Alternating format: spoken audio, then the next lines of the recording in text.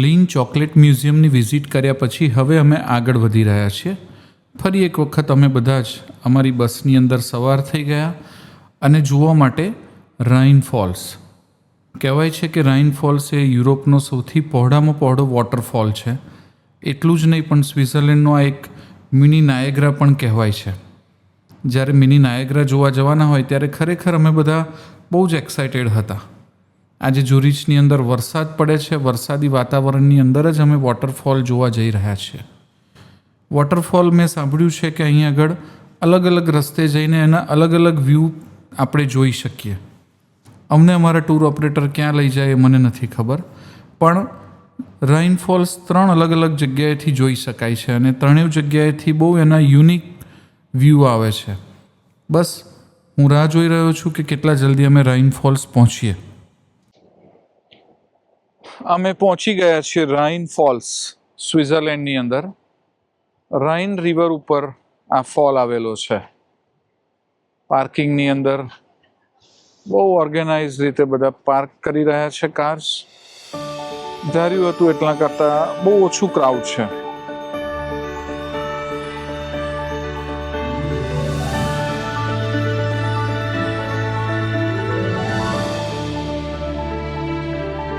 Rhein false એવું કહેવાય છે કે સ્વિટ્ઝરલેન્ડનો બેબી નાયગ્રા છે અને અમે પહોંચી ગયા છીએ રાઇન ફોલ્સ જોવા માટે. નાયગ્રા ફોલની અંદર પણ છેક નીચે સુધી બોટ આપણને લઈ જાય છે. અહીં આગળ પણ એવી જ સગવડ કરેલી છે.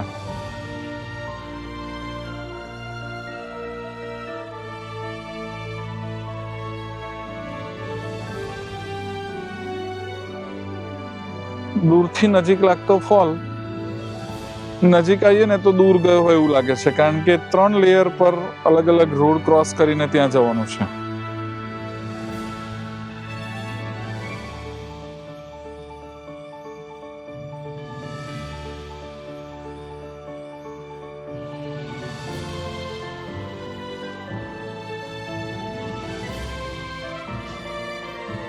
ટિકિટ અમારી નીકળી ગઈ છે અને madam almost ready to go. કેવું લાગે? નાયગ્રા જેવું લાગે છે? નાયગ્રાની કંપેરમાં છે ને લેચવર્થ અને ભેડાઘાટ છે ને આપણે હા એના જેવું ક્લિયર હા. લેચવર્થનો પણ ફ્લો વધારે છે આના કરતા. રિફ્રેશમેન્ટ માટે પણ અહીં આગળ નજીકમાં જ સગવડ કરેલી છે અને અમારી આખી મંડળી અહીં આગળ આવી ગઈ છે. પહેલી વાર ફોલની નજીક આવી ગયા છે અમે. અને યુરોપિયન કન્ટ્રીની અંદર જ્યારે કોઈ ફ્રી વોશરૂમ દેખાય ને એ નજરે પડે તો ત્યાં જવાની તક કોઈ ચૂકે નહીં.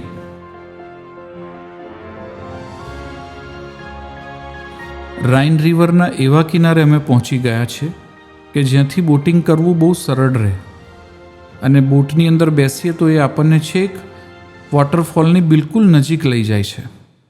બસ અમે રાહ જોઈ રહ્યા છીએ કે અમારી આ રાઈડ ક્યારે શરૂ થાય.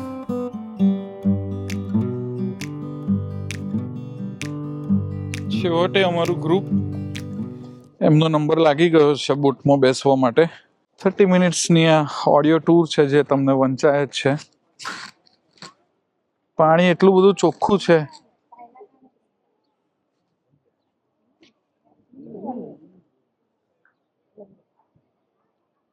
વહેતી નદીનું પાણી છે અને હમણાં જ મારું મોબાઈલ હોલ્ડર પાણીમાં પડી ગયું છે એટલે હું એનાથી થોડો દૂર રહેવાની કોશિશ કરીશ. બોર્ડિંગ માટે આપણી બોટ આવી ગઈ છે. We come on the sloop John B. My grandfather and me. અહીં આગળ જે બધા વર્કોહોલિક માણસો હોય છે ને, કામચોર કોઈ નહીં હોતું. એક જ જણ છે, એ બોટ પણ ચલાવશે. આગળ બધાને ટ્રીપ કરાવીને આવ્યો છે એટલે એમાંથી જે કંઈ ફોલનું પાણી ઉછળ્યું છે એ પાણી પણ એને જાતે જ સાફ કરી દીધું. Hoist up the John B. sails. See how the mainsail set. Call for the captain ashore. Let me go home. Let me go home. Let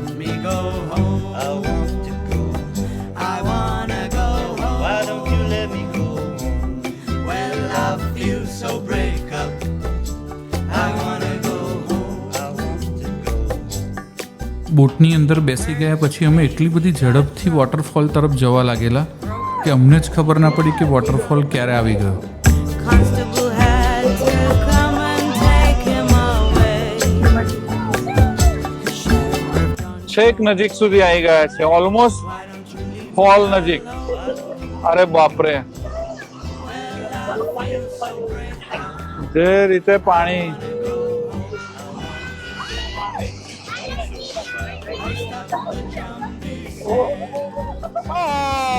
ઓહ!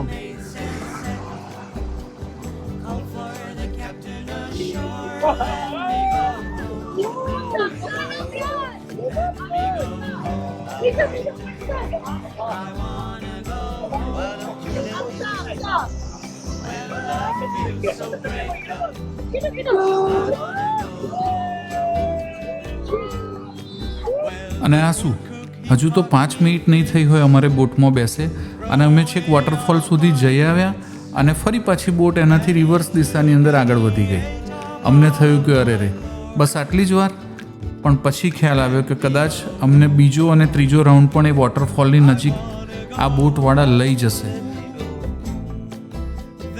આ બોટની અંદર પણ 3 અલગ અલગ પ્રકારે રાઈડ કરવામાં આવે છે. પહેલું તો એ આપણને લઈ જાય વોટરફોલ સુધી અને કિનારે પાછા લાવે. બીજું, આ જે દૂર દાદર દેખાય છે પથ્થરોની વચ્ચે, ત્યાં આગળ બોટ લઈ જાય અને આપણને એક દાદર ઉપર ઉતારે. ત્યાંથી આપણે ઉપર ચડીને જઈએ તો પથ્થરોની વચ્ચેથી જે ફોલ આવે છે એનો વ્યૂ આપણને દેખાય. અને ત્રીજું, એ સામે કિનારે જે કાસલ આવેલું છે એ કાસલ ઉપર આપણને ઉતારે. એ દાદરથી ઉપર જઈએ, કાસલ મતલબ મહેલ, ત્યાંથી ફરી પાછો એક રાઇનફોલનો એક અલગ વ્યૂ આપણને દેખાય, જે પહેલાં આપણે વ્લોગ શરૂ થતાં જ જોયો. Hoist up the John B. sails. See how the mainsail set. Call for the captain ashore. Let me go home. Let me go home. Let me go home. Let me go home. I wanna go home. Why don't you let me go home? Well, I feel so break up. I wanna go home.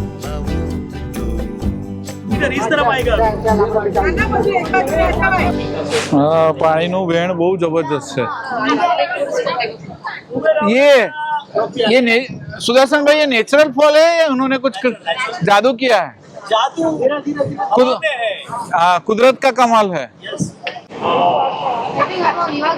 ये ना अभी हाँ यहाँ पे देते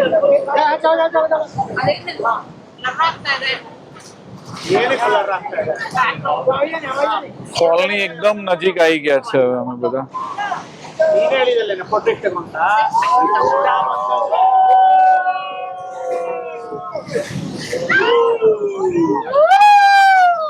ठंडा ठंडा cool cool.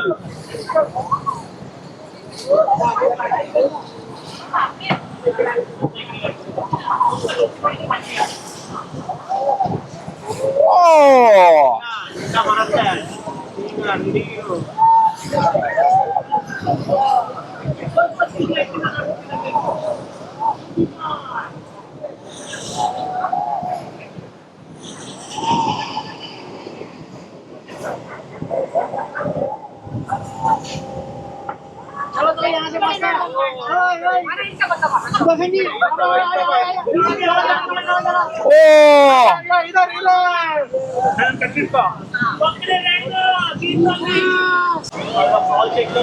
ये कहाँ ले जा रहा है भाई?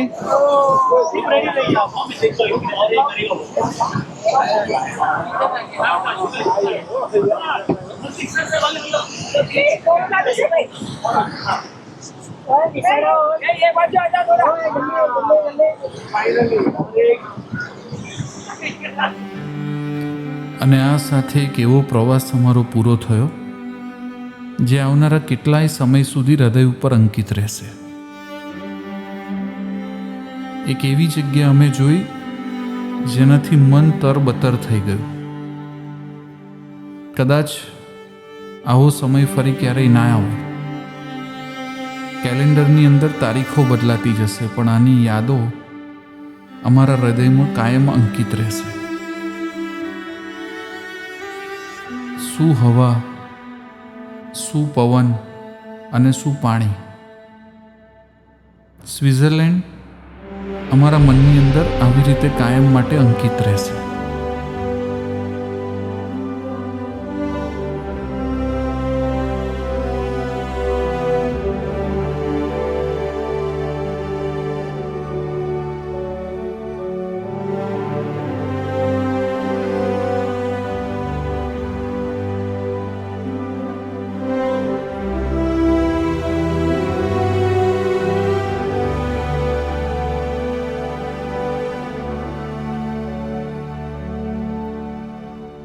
કહેવાય છે કે સુખ બહુ ઝડપથી આવે ને જતું રહે. વાત સાચી છે, પણ એ સુખની જે યાદગાર ક્ષણો છે ને એ મનની અંદર દાયકાઓ સુધી રહે. અહીં આગળ પણ એવું જ થયું. અહીં આગળ અમે સમય બહુ ઓછો વિતાવ્યો, પણ આની યાદો અમારા મનમાં આવનારા વર્ષો સુધી રહેશે. બસ કેટલીક જગ્યાઓ એવી જ હોય છે, અને એટલા માટે જ હું મુસાફરી કરું છું, હું પ્રવાસ કરું છું, જીવનને જાણવા, જીવનને માણવા માટે. બસ અમે અહીંથી હવે પાછા.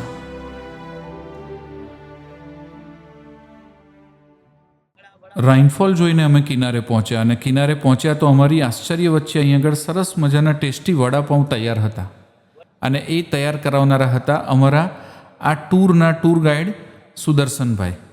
અમે અહીં આગળ કલ્પના પણ નહોતી કરી કે સ્વિટ્ઝરલેન્ડની ધરતી ઉપર અમને વડાપાઉં ખાવા માટે મળશે, પણ સુદર્શનભાઈ, થેન્ક્સ ટુ હિમ, એમણે આ બધી સગવડ કરી રાખેલી.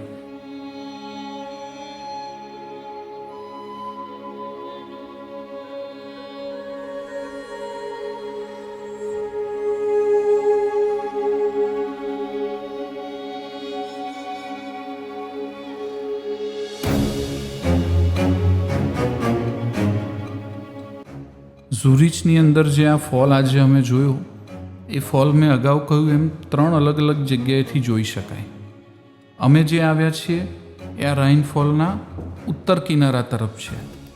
સામે જે દક્ષિણ કિનારો હતો અને ત્યાં આગળ ઉપર કાસલ છે, 1100 વર્ષ જૂનું એ કાસલ છે, અને એ કાસલથી પણ આ ફોલ બહુ સરસ રીતે જોઈ શકાય. દરેક જગ્યાએથી આના વ્યૂ અલગ અલગ આવે છે. આ અમારું એક નાનો પણ યાદગાર પ્રવાસ હું તમારી સમક્ષ રજૂ કરું છું. હવે અહીંથી અમે જઈશું પેરિસ. આવતીકાલે પેરિસ જઈશું, અને હવે પછીના જે વ્લોગ આવશે એ બધા હું તમારી સાથે પેરિસથી શેર કરીશ.